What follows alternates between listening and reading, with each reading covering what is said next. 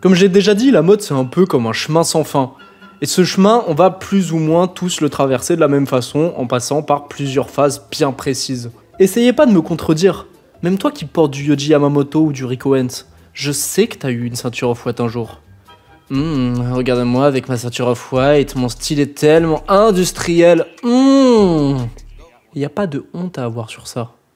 C'est pas grave, on fait tous des erreurs, t'inquiète pas. Ne t'inquiète pas, ça va bien se passer. Bien se passer, ne t'inquiète pas. T'inquiète pas. Hein? Ne t'inquiète pas. Bon, dans un premier temps, on va commencer par l'ignorance. Et vous savez ce qu'on dit à propos des gens ignorants? Ils vivent heureux, paisiblement, sans avoir à se soucier du prochain drop suprême. Vous les voyez pas genre se balader, les cheveux au vent et le sourire au visage? Tu sais, le matin, quand ils se lèvent, ils prennent le premier jean slim qui leur vient sous la main, ils choisissent un petit t-shirt qu'ils ont acheté parce qu'ils trouvaient le motif rigolo. Dat was bij mij dus ook mijn eerste gewaarwording dat ik dacht dat kan niet, dat mag.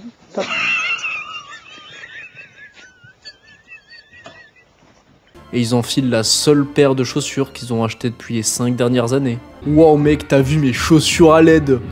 Boîte de nuit sur mes pieds, wouh! En fait, c'est un peu cette étape où ils s'habillent juste pour pas être tout nus. Ah, quelle vie calme et tranquille. Mais un jour, c'est le drame. Ils entendent parler d'une marque qui s'appelle Supreme. Tu connais Supreme? Ils font des suites minimalistes magnifiques. Les gens se les arrachent. Pourquoi Supreme? Pourquoi je suis confus? Putain! Et c'est là qu'ils basculent dans la phase de conscience. Genre, tu sais, ils commencent à s'abonner à des pages Insta qui parlent de mode. Ils regardent des vidéos de Camino TV, La Routine et de So Style. Non mais regardez cette vidéo de coiffure sur les dernières coupes à la mode. Incroyable. Mais des inconnus jugent nos tenues. Oh, innovant. Ça dépend pour la Fashion Week, ça va. Il a l'air un peu con, quoi. Ouais, les chaînes, ça fait perdre des points, donc 4. Et là, en fait, ils finissent par comprendre qu'ils s'habillent comme de la merde et que ça a toujours été le cas, en fait. Et ils commencent à rêver de pièces beaucoup trop chères qui les rendront sûrement pas beaucoup plus beaux, en fait, parce qu'ils ont aucun sens du style. Et ils finissent à passer leur journée à regarder tous les nouveaux articles sur Grailed, Vestiaire Collective, sur des pages Facebook. Qui utilise Facebook en 2020, sérieux? Et ils tapent des mots genre streetwear, tendance dans la barre de recherche. Et en fait, ils commencent à passer toute leur journée à scroll dans leur fil Instagram pour trouver des inspirations. Et au bout d'un moment, ils finissent par arrêter d'acheter chez Zara et H&M. Ça pourrait être bien, tu vois. Sauf qu'en fait, tout cet argent, ils le réservent uniquement pour acheter des grosses pièces genre des pulls off-white, des vestes Palm Angels. What the fuck? Et en vrai, vous allez me dire pourquoi pas.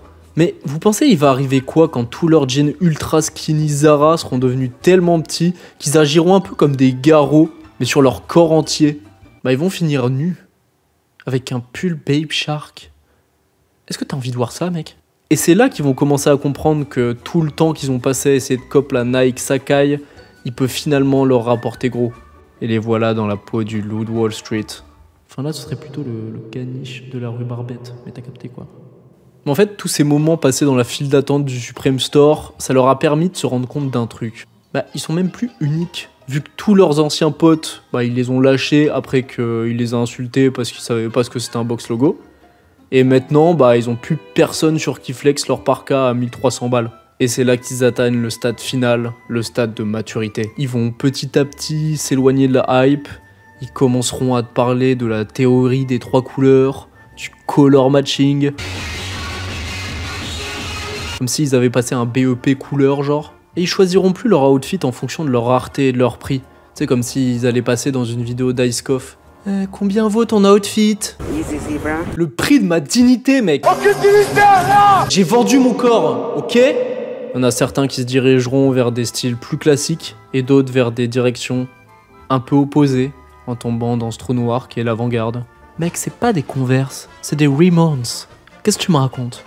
Tu connais pas Rico Owens ou quoi? Et ils finiront petit à petit par porter de moins en moins d'importance au regard des autres et regagneront ce détachement qu'ils avaient quand ils ne s'intéressaient pas à la mode pour revivre une vie paisible, courant dans les champs, le sourire aux lèvres.